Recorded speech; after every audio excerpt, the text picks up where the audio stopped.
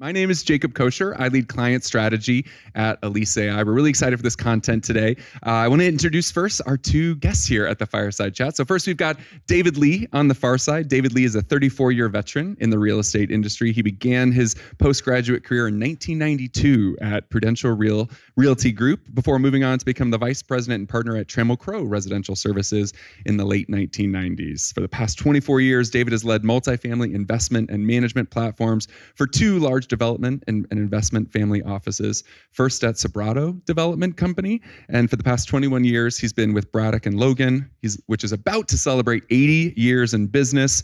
They've built and acquired more than 35,000 housing units as both a home builder, and today own 6,000 apartments nationwide, which they're continuing to grow under David's purview.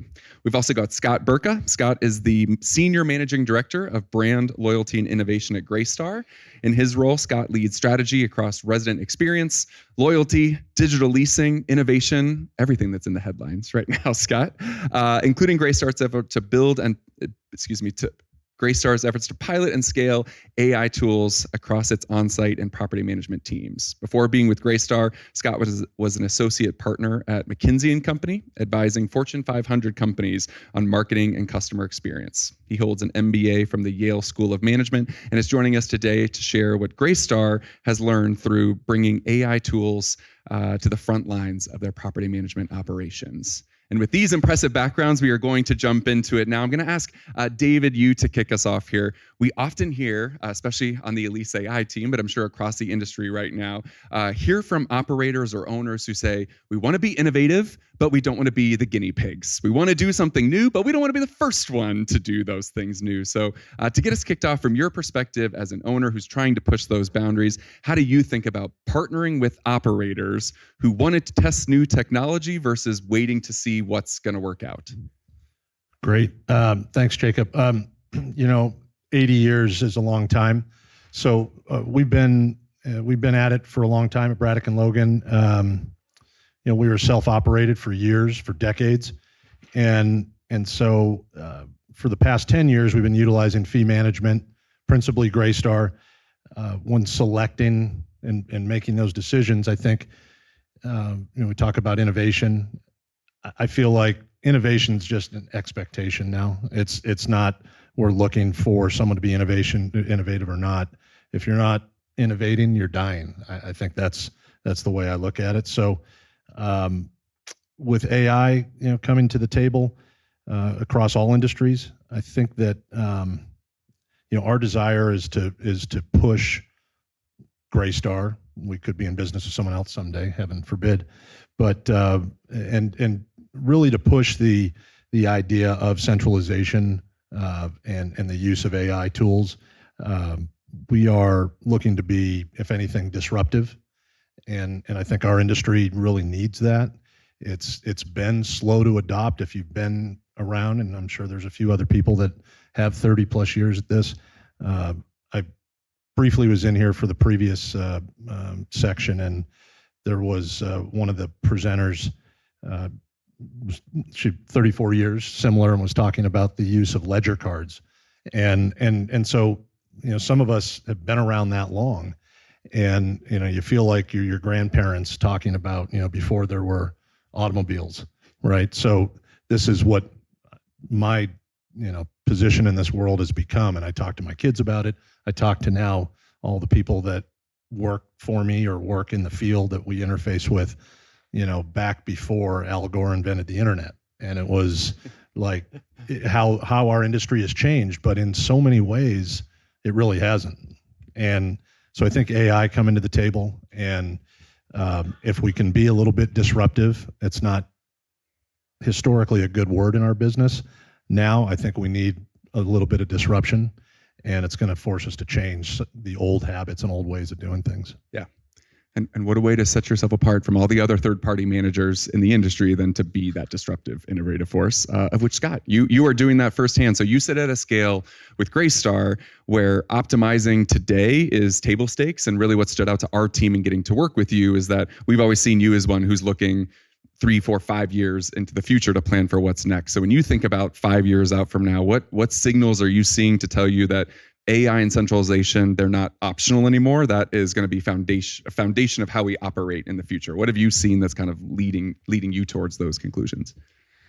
I think what's interesting with AI, specifically with running properties, is how much value it can create already just today, but also how much we don't know. And it continues to evolve. Who's used AI in the last 24 hours? Just show of hands. Great. Now, I want you to think back to the first time you used it and how much better it is today than it was 6 months ago, 12 months ago. Now, take the improvement you're thinking of right now and forecast that ahead another 6 or 12 months. It is continuing to get better and better. Now, your question was, hey, is this necessary? Are we going to need this? For any one property, maybe not. The industry has survived for a while with kind of a limited amount of disruption. I think what's going to happen is properties, owners, managers that use it will really set themselves apart, because it is a tool that can take that work from the on-site teams and make it not something they have to engage in every day. So think about lead follow-up. So far, over the course of our history, we've asked our leasing professionals to reach out 4 times to every lead that's come in. That's been the procedure. Reach out 4 times, send them an email, call them. With AI tools, we've had to change that and say, actually, don't reach out at all. Do nothing. And it makes people very uncomfortable when we say that. But we say, hey, let the AI do that, and then it'll tell you when it needs some help. But instead, take that time and go walk the property and go engage with residents and go handle this. So I think what it's going to do is really set properties apart that are able to use those tools relative to those that aren't. So could a property survive without it? Probably. Would it be winning the battle? Probably not. Yeah. We had a lot of growth in AI tools last year. At least alone, we added more than 2.5 million units to the platform last year as people are rapidly adopting AI. But across those 2.5 million units, the two of you actually stood out across all of those pilots and how you intentionally approached it. As partners in this, kind of as the third-party manager, as the owner, where you had these clear goals from the outset, you had these success metrics that you were looking for, and you had regular touch points throughout, not just with us as the vendor partner, but with each other as manager and owner. So was that rigor, was that approach to your pilot something that Greystar typically brings in that process? Or did Braddock, and Logan kind of press that on? Or did you come to this together to say, this is new technology, we need to approach this differently. If we're going to be successful, we need to approach it as partners. How did this differ from maybe other pilots you ran? Honestly, the EliseAI pilot implementation, the metric setting, the foundational structure of all of that in this pilot, Greystar was 100% responsible for that development, if you will. They did a fantastic job. I think our role, and I'm coming back to that word, my role was about disruption. And from a pilot standpoint, it was, being pushy, frankly, early on. Different companies are moving at different speeds and different pace and cadence. An organization like Greystar and its size, I often underestimate, how tactical they have to be. And it's like, let's go, because my attitude sometimes too cavalier is, if it doesn't work, we'll try something else, or we'll just pivot back to what we were doing. That's very unfair to the on-site teams. And so just trying to push the process to a beginning faster. And then I was most focused. I mean, again, they did a fantastic job in terms of delivering metrics and accountability and results that we could see what's working, what's not working, feedback from the teams on site. It wasn't exclusively data driven. There was personal human feedback that was very relevant to this, because without buy-in, it's not like, well, then we just can't do it if you don't get buy-in in the field. Those people ultimately will get passed by. But in a pilot, if you don't have buy-in, on-site teams, the regional property managers, if they're not bought into the pilot and addressing and trying this, then your data is not going to be completely, effective, relevant, because you're you're hamstrung already with people sort of just half in, half out. So we were pretty focused on that too. And I'm, out in the field a lot, and a couple other folks in my team, and really trying to understand and hear and get feedback, separately, that we could bring back to our calls, like, well, we heard this and we heard that, because sometimes when it's coming upstream within your own organization, some people are prone to just say what they think that person wants to hear, and then sometimes they're a little more open to, well, this is sort of a pain, or this was difficult. It's all great. This is my old Trammell Crow residential days. We lived by, we all, constructive feedback's what we want, and so it was a great process. Scott, was this a different approach to a pilot than you've taken with other types of technology, or would you say this was kind of an evolution of your efforts to kind of say, we got to do pilots this way, we've got to align? How did this one compare to past? It was very similar, although almost on steroids. I'm sure, like many of you in the audience, have seen many case studies about what AI can do. And I got tired of seeing the case studies about what AI can do from other people's data. So we really wanted to understand, okay, what can this tool do with enough sample? So with 30 properties, we did this for a period of 3-4 months. So it was a decent amount of data. And we said, let's turn everything on. We were going to pilot 8. And then you guys got there like holistically, and then called me and said, we're ready to go on all of them if you want. And of course I answered that like that. So because we wanted enough data to be able to say, how much is occupancy actually moving? What is the response rate?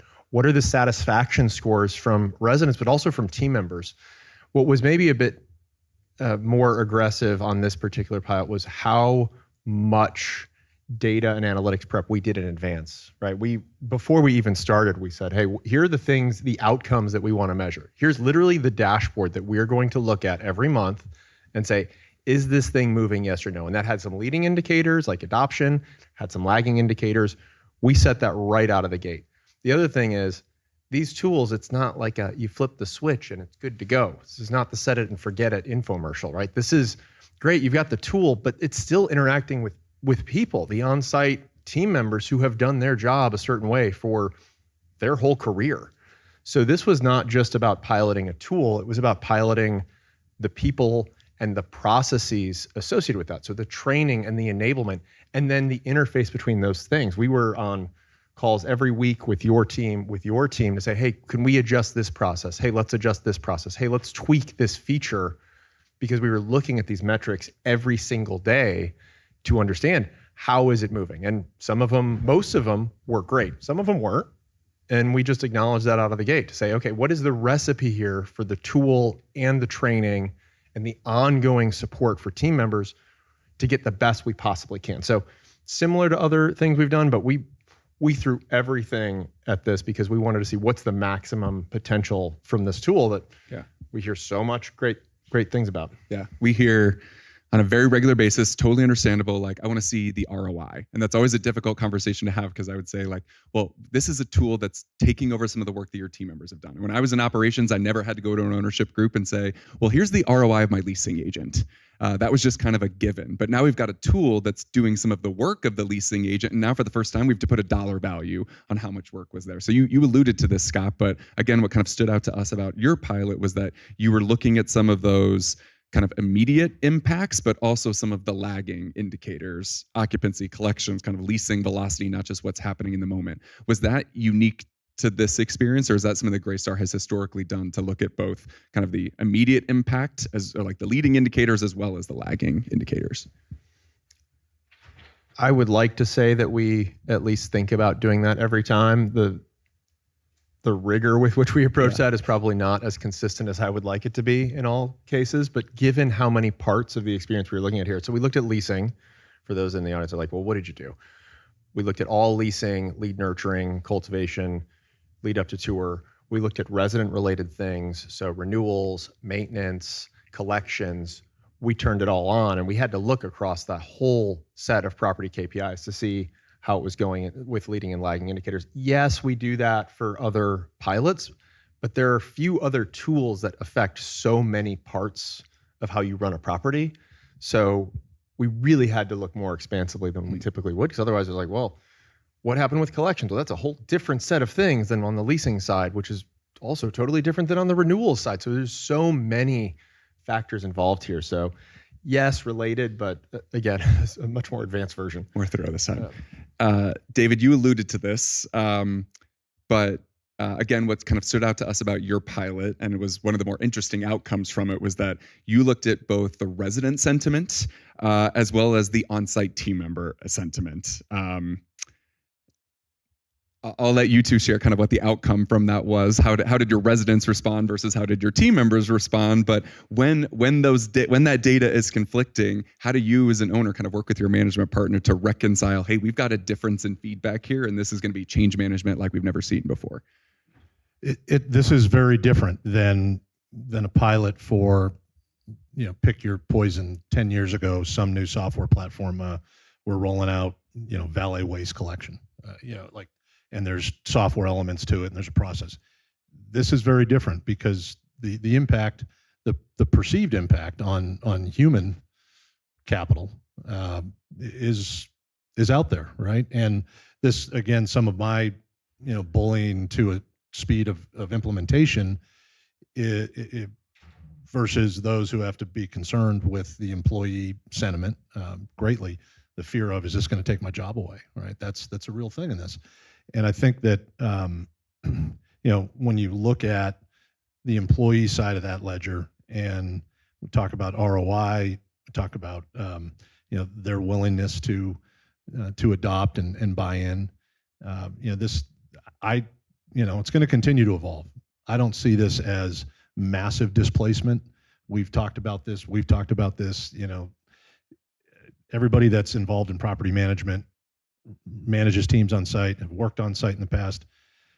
A 400 unit property with 4 people inside is perpetually short-staffed. Our industry is perpetually short-staffed.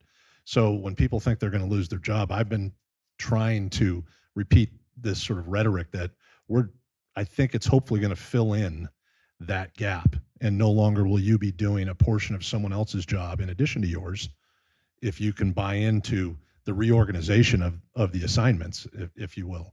And then I think, as you said, people, being bought into spend the extra time, cultivating better relationship with the residents, dealing with vendors, a capital project, whatever. I think our business it's in transition. It isn't obvious, I think, to everyone, but it's going to become more hospitality driven from the mindset standpoint, which is it's all about the customer. And it's all about customer retention, customers coming back, customers staying, acquiring new based on reputation and those things. And that's only going to grow and get better if you cultivate that relationship with those customers. So you have to use that extra time for that. Okay. Scott, as you were going through this pilot, I think it became clear to you that the AI performance is going to be dictated by the systems that it's working in. So as you're, again, looking to the future, how did this shape any conversations you were having about workflows and the CRM and what the tech stack is going to look like in the future as this really disruptive new technology is being deployed across our industry?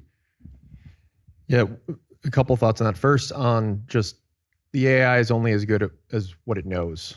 And that relates to what it's integrated with, whether that's the PMS or other tools. It can't possibly know to engage with David about this maintenance issue that's happened if it doesn't have access to that maintenance issue that's happened. So it is limited by what other systems it has access to. That's just fact. It's kind of a standard thing that we all forget. We all live that when we play with our AI, and you don't give it enough context, right? You want it to write a recipe for you or something, but you forget to tell it the ingredients you have in your house. It doesn't know that. So it can only do as good a job as the context it has. And in this situation, that means what data it has access to for the residents or for the property. So making sure that whatever AI tool or tools, plural, connect well with the other systems is of utmost importance. And as you look at other tools in the stack, do they connect or not? And it's usually not binary. The second thing is, and I said this earlier, yes, it's the tool, but it's not the tool. It's so much training and enablement. It's easy to forget that this group of people right here in this room, I would be willing to bet, are all pretty high on adoption of technology, right? This is a technology conference. The adoption curves of residents and our team members varies wildly. Some people are like, I don't like AI at all. And we heard some of that sentiment from residents, but also from team members, because it's the same thing, right? It's a normal adoption curve. And yes, there are those that are super users, but just because they're on-site team members or folks in property management doesn't mean they're early adopters of this tech. So what that means for us is we've got to make sure the training, the coaching, the continued encouragement of how to use these tools, how they will help you for team members, but also residents, is critical. That is not a nice to have, that is a need to have. And I think it will be distinguishing between, hey, we can flip the switch to turn on a tool, that'll get you some benefit. But the real winners here are going to be the ones that figure out, how do I have the package of the tool plus the training plus the role descriptions to get the maximum possible value. That's the part that it's a recipe of things. It's not just one thing. In our last 30 seconds here, David, I'll ask you to bookend your first question about, you're an owner, you want to be innovative, you want people who are going to push the envelope. If you were going to do this all over again, what would you have done differently in working with your management partner? Yeah, 20 minutes goes by fast. It does. Especially when I'm here. So just to truncate my answer real quick, I wouldn't do anything different with how this pilot was run. Greystar did a phenomenal job. You guys supporting the process as well at Elise. So I wouldn't change anything with that. Very simple answer. We piloted a different product, different space, a great company that we're moving forth with in business on another part of our business. It wasn't intentional that they went at the same time, but just by trying to get there and one and then the other, they ended up at the same time and crossing over. I probably would have figured out, I think that had some negative impact on one or the other, and I would have just sequenced that differently if I could control those. All right, 20 minutes does go by fast. Thank you all for joining us. We'll be up here at the end if you've got any questions, but appreciate you joining us today.